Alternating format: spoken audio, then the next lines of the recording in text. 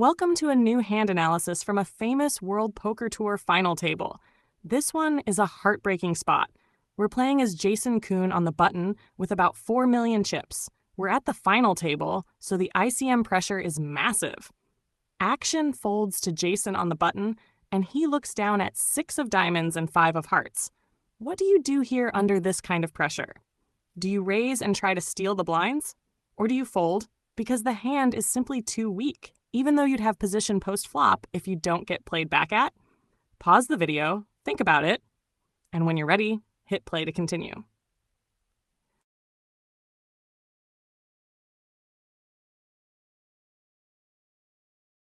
Welcome back. With 5-6 offsuit, even on the button, you can't just assume you should steal with any 2 cards. Position helps, but it doesn't turn a weak hand into a profitable open, especially not at a final table. So let's run the analysis. When we open the explain window, the solver's recommendation is very clear. Fold. Yes, you're on the button, but this is a final table, and the ICM pressure is extreme. The downside risk is simply too high. You rarely flop something strong with this hand, and when you do connect, it's often marginal. One pair, weak draws, or awkward spots that are hard to play. And there's another key factor. The big blind covers you. That means if you get played back at, you're not just risking chips, you're risking your tournament life.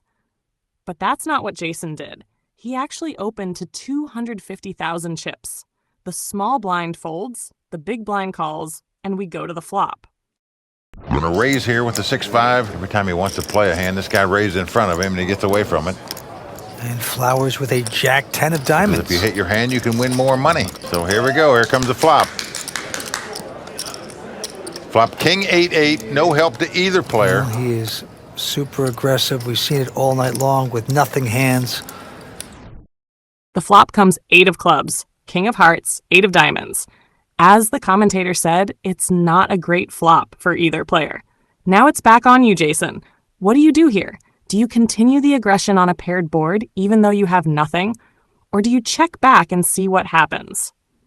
Pause the video, think about it, and when you're ready, hit play to continue. And he's going to stick out.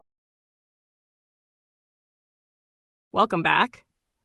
On this flop, you've basically hit nothing.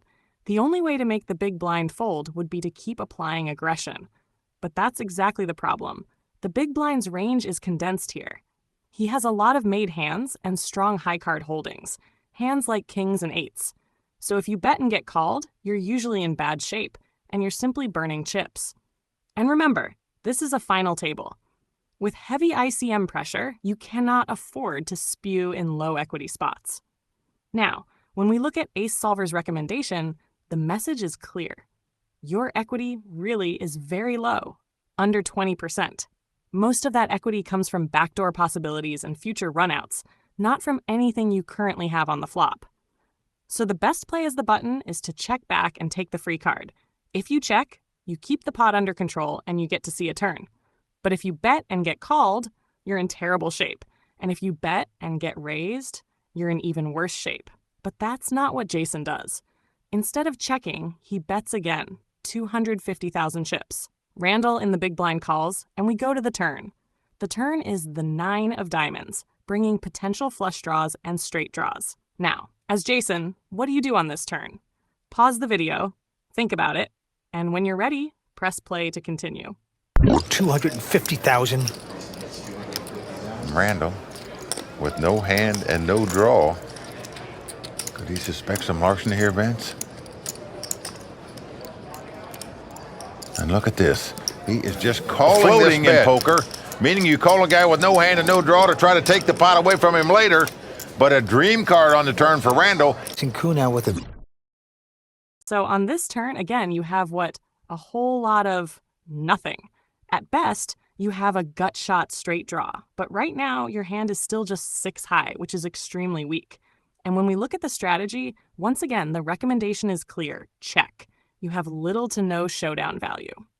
This turn card also tends to improve the big blind's range. They have plenty of 9s, and they can absolutely have 2 diamonds, which means they may have just picked up a flush draw.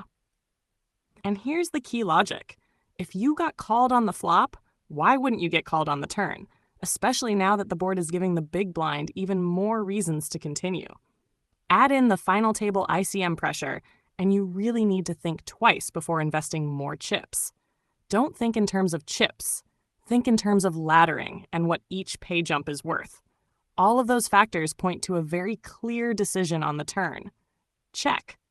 But again, that's not what Jason does. He bets again. 575,000.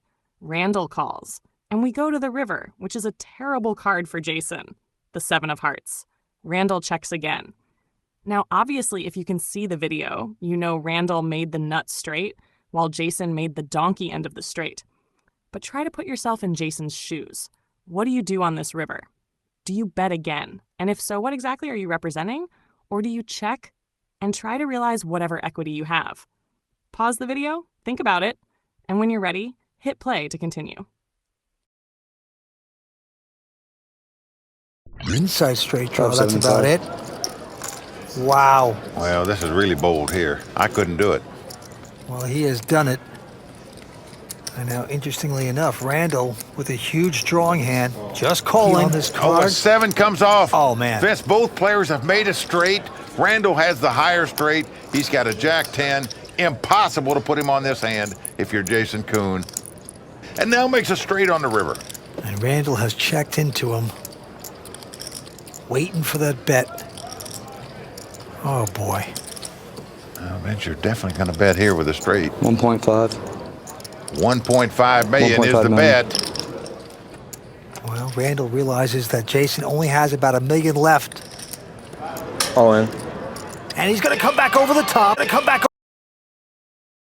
Oh, boy, indeed. What a river. The 7 of hearts brings both players a straight. The problem for Jason is that it's the lowest end of the straight.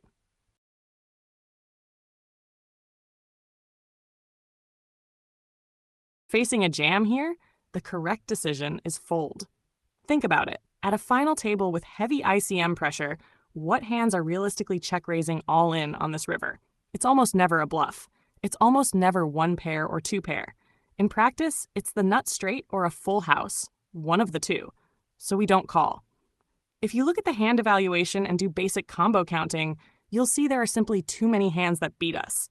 Unfortunately, Jason calls. And he's eliminated. Thanks for watching, and I'll see you in the next episode.